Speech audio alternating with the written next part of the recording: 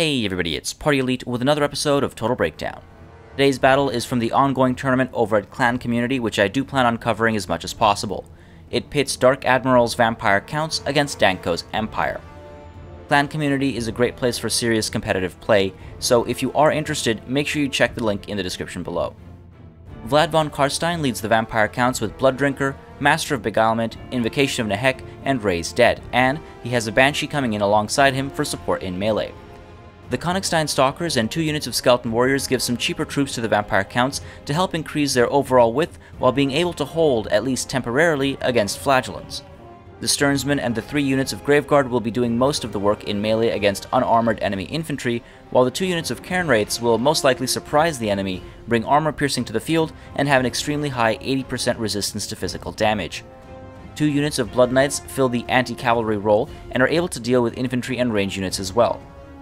A General of the Empire flies in with Blood Roar, Stand Your Ground, Foe Seeker, and a Potion of Toughness. His Light Wizard flies in next to him with Fa's Protection, Net of Amintok, and Arcane Conduit. 4 units of Flagellants and the Tattersouls will negate the effects of Fear and Terror completely, and can hold their ground against low-tier enemy units and pin mid-tier units in place as well. The 2 units of Demigryph Knights with Halberds will do well against Vampire Count Cavalry, and the 2 units of Outriders will bring mobility alongside armor-piercing ammunition, ensuring they can maintain a clear shot and get some kiting done against the slower Vampire Count units early on.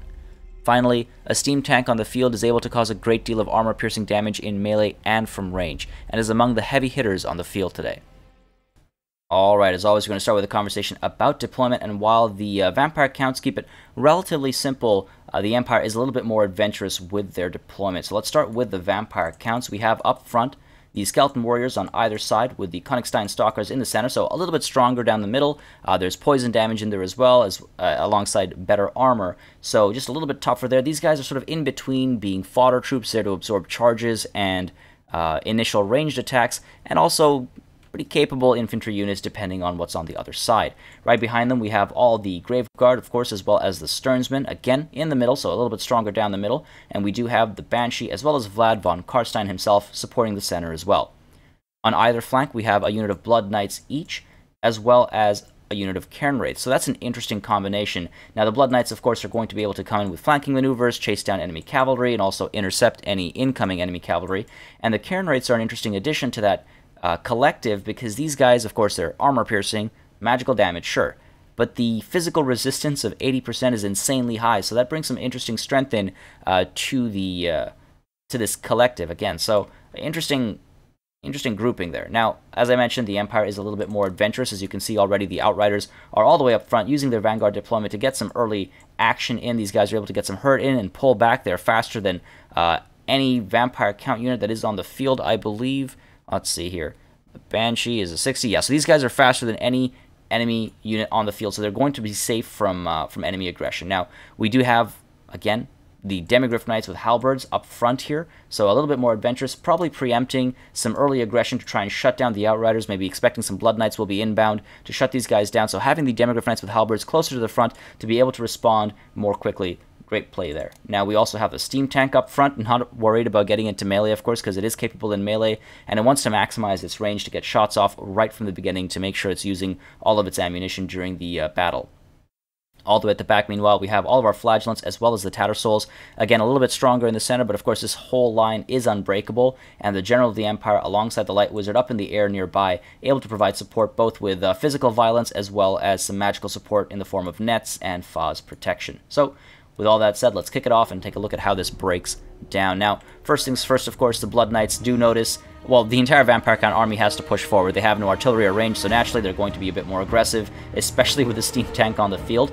And right away, the Outriders do start their aggression. So you'll see the steam tank is opening shots off in the center here, trying to hit the Königstein Stalkers, and if they miss, hit the Sternsmen. Great call there, and at the same time, you'll see the Outriders are opening shots off at the Blood Knights. The first volley from this unit here went into the Skeleton Warriors, so a bit of a waste, but apart from that, opening shots at the Blood Knights and already getting some kills in.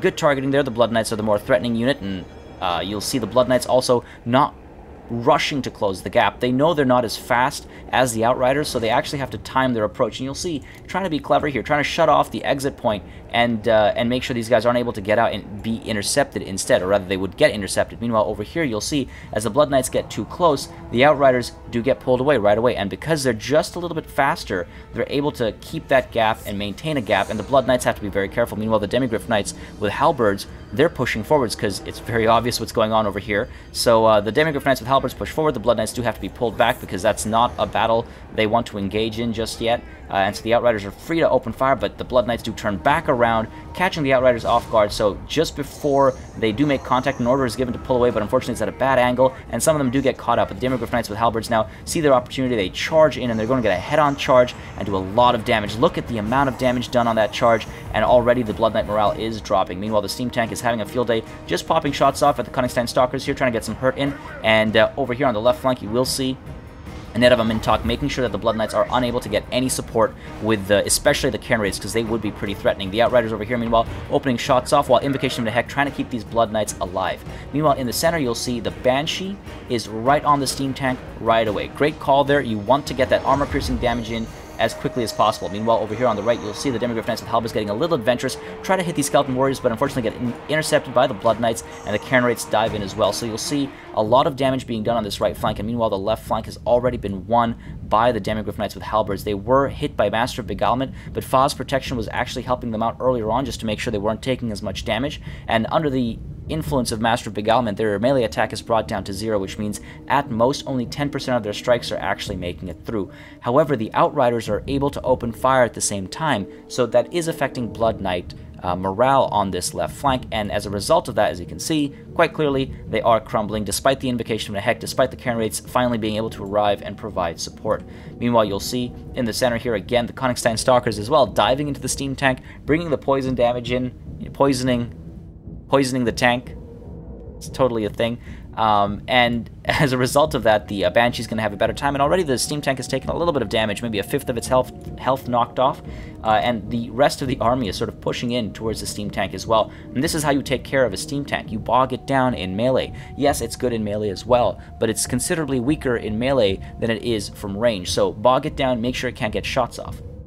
Meanwhile, on this right flank, again, you'll see the Demigryph Knights with halberds very quickly being taken care of. The Blood Knights, unfortunately, still eating shots from these Outriders over here, so good targeting, making sure these guys get hurt, potentially go into crumbling as well. So the Blood Knights taking a lot of hurt, but the Cairn Raids doing a lot of work against the Demigryph Knights as well. And of course, they do bring in their terror as well, so the Demigryph Knights with halberds not willing to stick around and fight for much longer. Meanwhile, you'll see the Flagellants as well pushing into gear, pushing forward a little bit, and meanwhile over here we do have a unit of zombies being brought up again just to bog down the Steam Tank, make sure it's not able to get shots off, keep it occupied. Over here, meanwhile, the Demigryph Knights are being routed off because of the Cairn Raids, of course, while the Blood Knights unfortunately are crumbling. They could be rescued potentially if they're kept safe, if they're pulled back and hit by another Invocation of the Heck. Meanwhile, over here, the Demigryph Knights with halberds are being hit by the Cairn Raids because, again, they're not really worried about taking damage. Meanwhile, in the center, again, we've got the Blood Knights coming in, the other unit of Blood Knights as well, pushing through. Everyone is diving on the Steam Tank. Now, Stand Your Ground does come through as the General of the Empire does dive in to provide some support.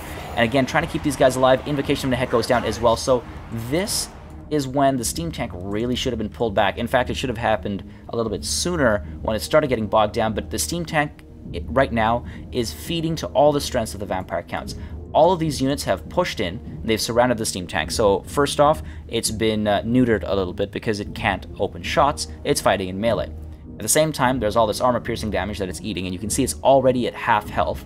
And finally, because the Vampire Counts have blobbed up, it means any Invocation of the Heck that goes down over here is absolutely perfect in terms of value for money. The Winds of Magic spent on an overcast Invocation of the Heck in the center right now is just brilliant. There's nothing like it. Meanwhile, on this left flank, you'll see we've got two units of Flagellants being bogged down by the Sternsmen and the Graveguard. So from both players here, a little bit of mismanagement, but it's working out in favor of the Vampire Counts. Either army could have kind of come around and... There we go, prettier arrows. Could have come around from the rear, got some more damage in, and meanwhile the Light Wizard, you'll see, is diving in to provide some support because these Flagellants will need it against the Sternsmen and the Graveguard, both anti-infantry, of course, both very powerful units, especially against Flagellants. So the Light Wizard does dive in and get some decent damage in there. Meanwhile, the Blood Knights over here, you'll see, disengaging, trying to set up for potentially cycle charges, and that's always a good idea, of course, with cavalry. Meanwhile, over here, you'll see these cannon races do get bogged down as they're trying to come in for a rear charge on these flagellants. So good work there, pulling the net of a Mintok to hold these guys in place. And meanwhile, you'll see the General of the Empire still in there, still trying to get some support in, while the Tattersouls get hit from the rear by the Blood Knights, but unfortunately that puts them in range of these Outriders, who start opening shots off, and again, into weak binding, health very low, so a very dangerous situation here. Meanwhile, on this right flank again, the cannon rates free from the net of a Mintok, now push in for a rear charge. Now, of course, morale damage isn't going to count for anything, but a full surround increases damage per second. That's going to do a lot of work, and unfortunately, the Outriders are opening shots at the cannon rates, so they're not getting too much work done, while the Blood Knights over here, you'll see, pull out and come back in for another cycle charge. Meanwhile, the Demigryph Knights with halberds come in with a wonderful charge into the rears of these Skeleton Warriors, but another Invocation of Nehek comes in, and absolutely wonderfully played. That is overcast, of course, and it's helping everybody out significantly. Look at that. They're all being kept alive. I think one unit of Blood Knights... Nope, neither unit of Blood Knights have fallen, despite the initial tough spot they were put in, for lack of a better term. And meanwhile, on this right flank here, despite the Light Wizard being in there, the Sternsman as well as the Graveguard are holding their ground just fine. This unit of Flagellants already taken care of. This other unit of Flagellants at about half health. So again, just a little bit of more precise management there would have made a huge difference. Meanwhile, the General of the Empire as well, taking to the air, frightened away with this situation, and it is a terrifying situation. Vlad von Karstein is an amazing melee combatant, and he actually has taken no damage. Okay, he's taken some damage, but between Invocation of Nehek and Blood Drinker, he's going to be doing just fine. Now, at the same time, you'll see these Flagellants are coming out on top against these Skeleton Warriors, so the Blood Knights here do respond, trying to protect these Skeleton Warriors and get a nice side charge into the Flagellants again, causing a decent amount of damage, while over here these Demigryph Knights with halberds have picked a rough fight. They're in it with the Graveguard, where they'll do all right, but the cannon rates are there as well. And the Blood Knights, you'll see here again, responding with another rear charge on these Demigryph Knights with halberds, taking care of them nice and easy. Meanwhile, in the center, the steam tank continues to take a beating. Master of Beguilement goes down on it to make sure it's not able to get...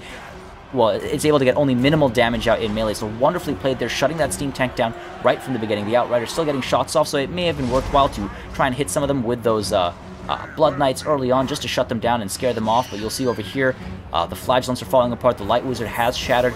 These Blood Knights finally are able to sort of pull away from this engagement, as the steam tank did get destroyed, and now they're free. The entire central engagement is free, just capping off the Tattersouls now. Vlad von Karstein, you'll see, still at full health, and at this point, it really is the Vampire Counts' game. The Banshee is at full health, Vlad is at full health.